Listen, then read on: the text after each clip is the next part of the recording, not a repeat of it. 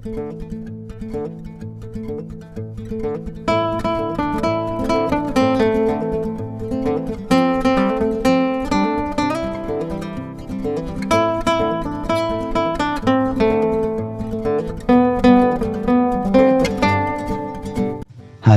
assalamualaikum warahmatullahi wabarakatuh. Jumpa lagi ya sama saya Sitanisi Deso.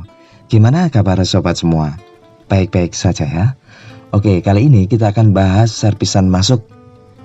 Menarik untuk kita bahas. Iya. Ya, di depan kita ini ada HP kondisi pretelan ya. Nah, ini saya baca di notanya disebabkan karena dibanting anaknya. Oke, kita akan bongkar ya. Wow, ternyata kepalanya lepas ya. Wah, ini sih barbarnya ngeri nih.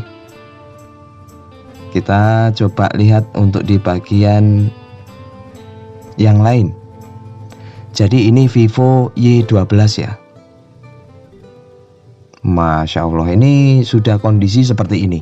Saya terima ya. Wow. Ini diapain ya kira-kira? Kok pelakunya anak-anak? Wah, barbarnya ngeri nih. Jadi di nota itu tertera pemilik itu menginginkan datanya supaya bisa diamankan.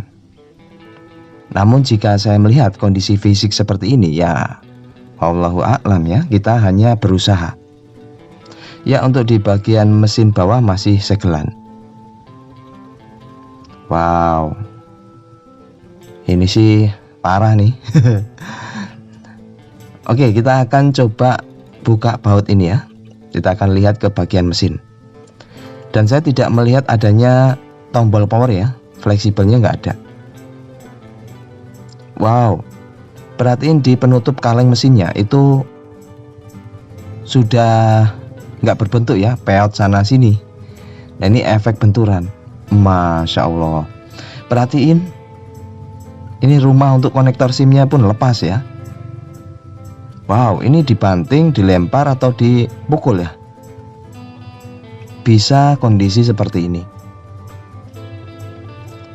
Wah, ini sayang banget ya. Jadi sudah terlepas ada konektor SIM-nya. Lalu saya juga tidak melihat untuk kabel antena ya. Wah, ini sih hanya kepalanya saja. Kabelnya kemana nih? Nah, ini harusnya ada kabel antena ya di sini. Wow. Oke lah, kita akan langsung coba bahas ya. Apakah bisa diselamatkan? Nah, ini part-part yang sudah protol semua. Ya, intinya kalau masih bisa diselamatkan, pemilik menginginkan langsung direstorasi ya. Semua dilengkapi. Namun kan intinya harus tahu dulu kondisi mesin. Ya, ini kita coba pastiin dulu ya untuk di baterainya. Supaya kita bisa ngecek ke lebih dalam lagi. Nah, ini cek dulu tegangan baterai gimana. Wow, 4,2 ya, berarti baterai sih aman. Baterai aman. Lalu kita coba kondisikan, sambungkan seperti ini. Lalu kita akan analisa dengan smart USB. Ya, ini kondisi seperti ini langsung kita cas ya. Bagaimana reaksinya? Konsumsi arusnya itu bagaimana? Wow, saat saya coba colokkan muncul 0,8. Stabil di 0,8. Jika mesin kondisi normal seharusnya bisa 1 ampere lebih. Ini hanya 0,8. Lalu hangat. Wow, hangat menuju ke panas. Wah, ini kira-kira yang mana nih yang panas ini? Wah, ini biasanya kondisi seperti ini mesin dalam keadaan konslet ataupun komponen ada yang konslet. Ya, kita perhatiin ya untuk di penutup mesinnya dan kondisi papan bautnya. Saya melihat sedikit melengkung ya. Untuk kasus seperti ini itu biasanya bisa juga terjadi konslet di jalur bautnya. Nah, ini tentunya wassalam ya kalau sudah short di lapisan bautnya. Ya, kita akan buka kaleng-kalengnya. Nanti kita akan cari tahu di mana letak panasnya. Karena biasanya kondisi yang hangat lalu panas ada komponen yang konslet. Nah, ini kita copot untuk penutup kalengnya.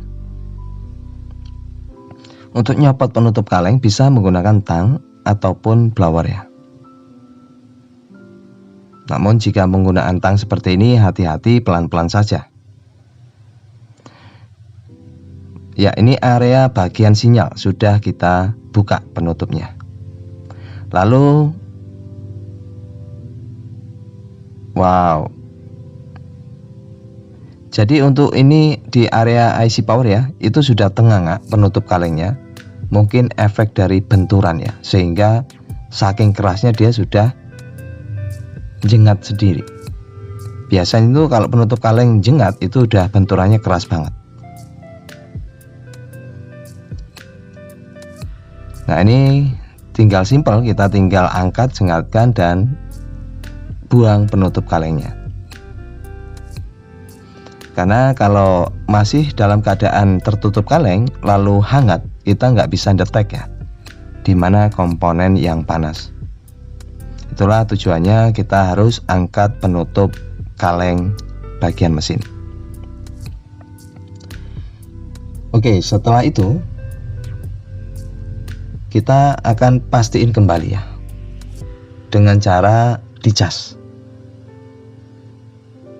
Nah, perhatiin hanya mentok di 0,8 ampere.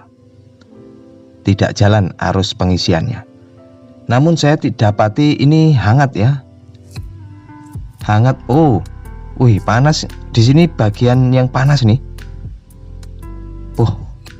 Kaget, tangan saya respon langsung terasa panas banget ya. Jadi ada area sini itu saat nyentuh jari itu terasa panas banget. Kita bongkar ya, ini area apa. Ya, pelan-pelan saja buka ini.